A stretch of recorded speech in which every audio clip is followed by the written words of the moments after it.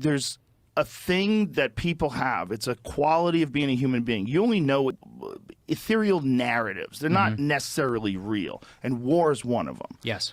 War is one of them. There's a thing that people, the way my friends who've served talk about war is so titanically different than the way people who ideologically support or disavow it. Like, you don't know what the fuck you're talking about if you say there's no need for a military. You're crazy. We are going to get subjugated. Someone will come here with men with guns. If you take away all the guns that everybody has and no more military, we're fucked. And if you don't think that, it's because if you'd never gone to the dark parts of the world, or you've never gone on Telegram. I'll send you some videos. I saw a guy get killed with a hammer yesterday. Jesus. This is so important for people to understand, which is that we are 75 years removed from what war on the European continent actually looks like. And, you know, Joe, I'm the same way. I've been on fucking Live Leak, you know, since I was like 12, which is probably bad for you. But, you know, for you. Terrible for you. Terrible for you. My girlfriend's like, what are you watching? I'm like, what? And she's like, a beheading or something like that. My wife will come into my office and I have to pause videos. And I'm like, you really want to see this? You really they always want to say know yes, what I'm but then they can't handle it. I can't handle it. I can't handle it. Yeah, I don't do well with blood. The point, though, is that, you know, we have to try and convey this to people and just say, like, hey, when you're on Twitter and you're like, hey, you know, fuck you, you know, anybody who's against an narrative, you're like, this is not a joke. Like, hundreds of thousands of Russians are dead. Hundreds of thousands are Ukrainians are dead. Millions are displaced. We have no idea what the end game is like. And, you know, just what Krystal was saying, I have this thing where, you know, the Fight Club line, like, on a long enough timeline. I mean, like, on a long enough timeline, Ukraine is getting everything that it wanted. So originally it was like no-fly zone, and Biden was like, I'm being responsible. I'm saying no. Well, first they ruled out Patriot missile systems. Patriot missile systems are now on the way to Ukraine. They ruled out tanks. Now tanks are on the way to Ukraine. Right now, there's an article talking about how F-16s, they're thinking about sending Pentagon F-16s. Biden says no now. Right, exactly. We'll see. But he was saying no to tanks. Right. Like 5 days before they sent tanks. So. And here's the thing. He doesn't remember that, though. Yeah, Right. You're right. Right. And Like, you gotta dig deep too. Like, for example, originally we're like, we just want Ukraine to take back what it originally lost. And listen, if I was Ukrainian, I'd be pushing for the same thing. Absolutely. I have 100% sympathy. They are not in the wrong here. They've been invaded by a foreign and aggressive power. That said, like, we got to think about what's best for us. Right now, there's a New York Times article about U.S. warms to helping Ukraine take back Crimea. I'm like, well, hold on a fucking second. I'm not saying it's just that Russia took Crimea in 2013, but they formally annexed it. And if you ask people in Russia, Crimea is Russia. So if Ukraine uses a Pentagon-provided F-16 to bomb Crimea, now what?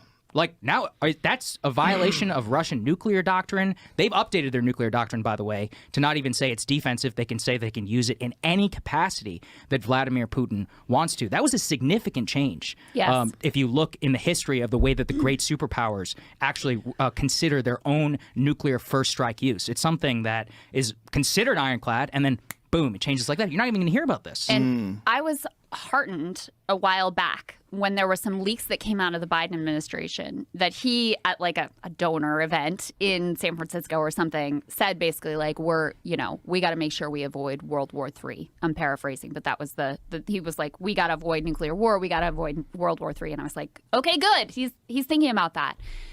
That caution that existed at that point seems to be totally out of the window. And if you read, the official sort of like state paper, the New York Times, about the administration's thinking, they're like, well, Russia said this nuclear stuff and it didn't happen. So they must just be bluffing. It must just not be real. Jesus. And it's like, okay, number one. Was there a timeline before they could press the button? Exactly. And, they didn't blow up the whole world yet. So we should be fine. We're fine. I mean, that's insane, number one. And number two, the idea that Russia hasn't escalated in response to our actions is just not true.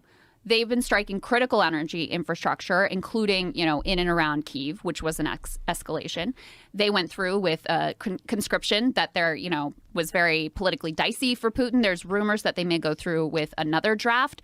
So the idea that they just took all of this lying down and didn't escalate is a fantasy to start with. But it's incredibly dangerous and foolish to think just because they didn't push the nuclear button yet that, it's all fine and he's just full of it.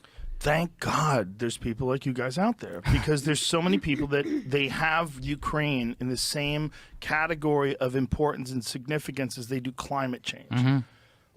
climate change, which is a real thing, but it's a politically divisive alleyway where you're not allowed to veer from the course and even look at any kind of science. It's the same thing with Ukraine. A support for Ukraine is undeniable. You must put it in your Twitter bio. And you guys are saying, you're not saying don't support Ukraine, but you're saying, look where this is going. Do you understand what this is? Because you can't just openly support something you don't understand without a comprehensive view of what the fuck the factors are and how it got to be that way in the first place. And you're not going to hear that in a 5-minute clip on mainstream news. Yes. You're just not going to. It's so important for us to internalize that message. We're not saying we hate Ukraine. We're not saying we don't even support Ukraine. The Ukrainian cause Right. is just. We're saying is, what about our interests? All the there factors. are interests that supersede Ukraine. If I was Ukrainian, I would do exactly what they were doing. But guess what? Ukraine does not exist without the United States. We provide the vast majority of the military there for the diplomacy perspective. If we cut off military weapons to them tomorrow, that's it. Done. They literally are forced to the negotiating table. I'm not even saying we should do that. I'm saying, what is the end game? And, in my neighborhood, there's more Ukraine flags than there are American flags. It's like Ukraine flag, gay pride flag, no American flag. But then it's like, okay, if you go to those people, and if I would just say what they said, they would say, this is disgusting. This is Russian propaganda. It's up to the Ukrainians for when they want to stop. And I said, yeah, I completely agree. But it's also up to us for whatever we stop providing them weapons. We're like, hey, if you want to defend this part of your territory, that's totally fine. That's our end game. My end game is not having a nuclear conflict, is making sure that we have peace on the European continent. Vladimir Putin is in opposition to that peace. But Putin and Russia are going to exist. Something I think people should take home too is you had Peter Zeihan on. He said it really well, which is the first year of every Russian conflict is a total shit show. If you look at Finland, if you look at the first year of Hitler's invasion, even going all the way back to Napoleon and some of the Tsar's campaigns before, because they have a shitload of people, they a lot of military materiel, they amass it and they throw it at them. And so people are like, Saagar, Krystal, like what you guys are saying will be valid, but Ukraine is winning. Look, we are barely a year into this. 1 year into the First World War, I could make the easy case that Germany was going to win the First World War. Second World War, I could easily make the case the Nazis were going to win. If I go back to Civil War, I could easily make a case the Confederates were going to win. All three of those, it didn't happen. Why? Because these things go on for a long time. Like, you have no idea what it is. And one of the reasons that many of those conflicts, first and two, went on and ultimately came to the conclusion they were, was because millions of lives were lost.